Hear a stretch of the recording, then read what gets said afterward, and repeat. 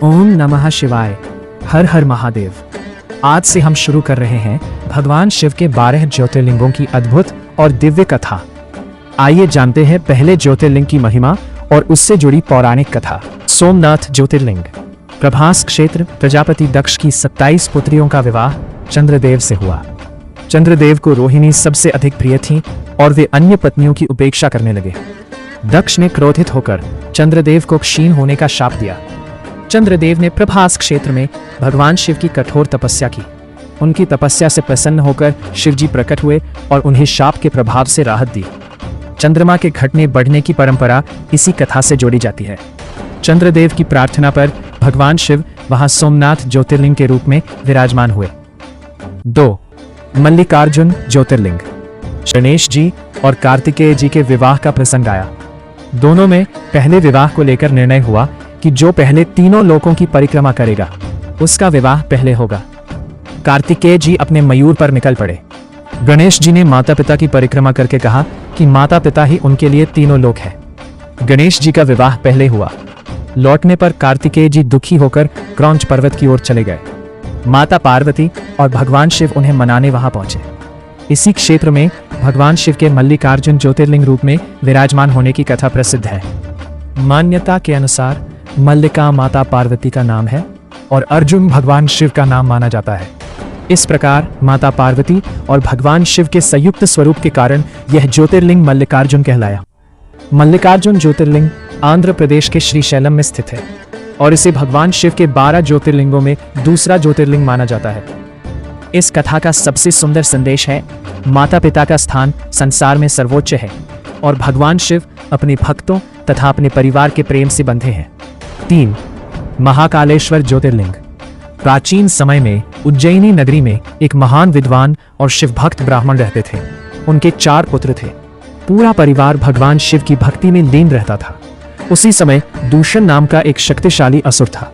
उसने कठोर तपस्या करके वरदान प्राप्त किया और अपनी शक्ति के अहंकार में निर्दोष लोगों तथा ऋषि मुनियों को परेशान करने लगा। एक दिन दूषण को पता चला कि उज्जैनी में रहने वाले ब्राह्मण और वहां के लोग भगवान शिव की आराधना करते हैं। उसने अपने साथियों के साथ उज्जैनी पर आक्रमण कर दिया। दूषण ने लोगों को धमकाया कि वे शिव पूजा छोड़ दें, लेकिन शिव भक्त ब्राह्मण और उनके पुत्र अपने आराध्य की भक्ति से पीछे नहीं हटे। वे भगवान शिव का स्मरण करते हुए शिवलिंग की पूजा में लगे रहे। दूषण ने क्रोधित होकर उन्हें डराने और उनकी पूजा भंग करने का प्रयास किया। तभी भक्तों की पुकार से धरती में भयंकर कंपन होने लगा। अचानक उस पवित्र स्थान से भगवान शिव अत्यंत भयंकर और दिव्य स्वरूप में प्रकट हुए। उनका स्वरूप देखकर देवता और असुर भी आश्चर्यचकित हो गए। भगवान शिव ने अपने इस प्रचंड रूप में दूषण का अंत कर दिया और उज्जैनी के भक्तों को भय से मुक्त किया। इसके बाद भक्तों ने भगवान शिव से प्रार्थना की, हे प्रभु, आप इसी पवित्र भूमि पर सदैव निवास करें और अपने भक्तों की रक्षा करें। भक्तों की प्रार्थना स्वीकार करके भगवान शिव वहीं ज्योतिर्लिंग स्वरूप में विराजमान हो गए। क्योंकि भगवान शिव ने काल के भी स्वामी अर्थात मृत्यु और समय से परे शक्ति के रूप में प्रकट होकर भक्तों की रक्षा की थी, इसलिए वे यहाँ महाकालेश्वर कहलाए। महाकालेश्वर ज्योतिर्लिंग मध्य प्रदेश के उज्जैन में क्षिप्रा नदी के तट पर स्थित है। यह 12 ज्योतिर्लिंगों में विशेष स्थान रखता है। महाकालेश्वर मंदिर की सबसे प्रसिद्ध परंपराओं में से एक भस्म आरती है, जो प्रातः काल भगवान महाकाल की विशेष पूजा के रूप में की जाती है। इस कथा का संदेश है कि सच्ची भक्ति के सामने कोई भी भय या संकट स्थायी नहीं रह सकता। जब भक्त पूरी श्रद्धा से भगवान शिव को पुकारता है तो महाकाल स्वयं उसकी रक्षा के लिए प्रकट होते हैं। ओंकारेश्वर ज्योतिर्लिंग।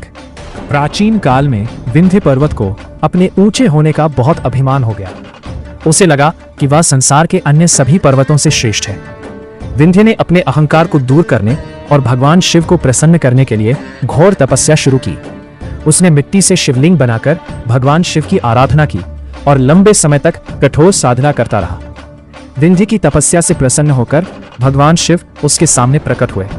भगवान शिव ने कहा, हे विंध्य, मैं तुम्हारी तपस्या से प्रसन्न हूं, वरदान मांगो। विंध्य ने भगवान शिव से अपनी मनोकामना पूर्ण होने का वरदान मांगा। भगवान शिव ने उसे वरदान दिया, लेकिन उसी समय वहां उपस्थित देवताओं और ऋषियों ने भगवान शिव से प्रार्थना की कि वे इसी पवित्र भूमि पर सदैव निवास करें, ताकि संसार के भक्त उनके दर्शन और पूजा कर सकें। भक्तों और देवताओं की प्रार्थना स्वीकार करते हुए भगवान शिव वहां ज्योतिर्लिंग रूप में विराजमान हो गए। भगवान शिव के इस दिव्य स्वरूप को ओमकारेश्वर कहा गया। एक मान्यता के अनुसार यहाँ स्थित पर्वत और नर्मदा नदी का क्षेत्र ऊपर से देखने पर ओम के आकार जैसा दिखाई देता है। इसी कारण इस स्थान को ओमकार क्षेत्र कहा गया और भगवान शिव यहाँ ओमकारेश्वर के नाम से प्रसिद्ध हुए। ओमकारेश्वर मध्य प्रदेश में नर्मदा नदी के बीच स्थित मांधाता द्वीप पर है। यहाँ नर्मदा नदी का आध्यात्मिक महत्व बहुत अधिक माना जाता है। भगवान शिव के इस पवित्र ज्योतिर्लिंग के दर्शन के लिए देश भर से श्रद्धालु आते हैं। ओमकारेश्वर की कथा हमें सिखाती है कि अहंकार चाहे कितना भी बड़ा हो, सच्ची भक्ति और भगवान की शरण ही मनुष्य को सही मार्ग दिखाती है। 5. केदारनाथ ज्योतिर्लिंग। महाभारत के बाद पांडव भगवान शिव के दर्शन करके अपने पापों से मुक्ति चाहते थे। भगवान शिव उनसे मिलने से बचने के लिए बैल का रूप धारण करके हिमालय में चले गए। पांडवों ने उन्हें पहचान लिया। कथा के अनुसार भगवान शिव का दिव्य रूप पृथ्वी में अंतर्धान होने लगा और पांडवों ने उनकी आराधना की। इसी पवित्र हिमालयी क्षेत्र में केदारनाथ ज्योतिर्लिंग की महिमा प्रसिद्ध हुई। अगले भाग में हम भीमाशंकर, काशी विश्वनाथ, त्र्यंबकेश्वर, वैद्यनाथ, नागेश्वर, रामेश्वर, घृष्णेश्वर ज्योतिर्लिंग का विवरण करेंगे। हर हर महादेव।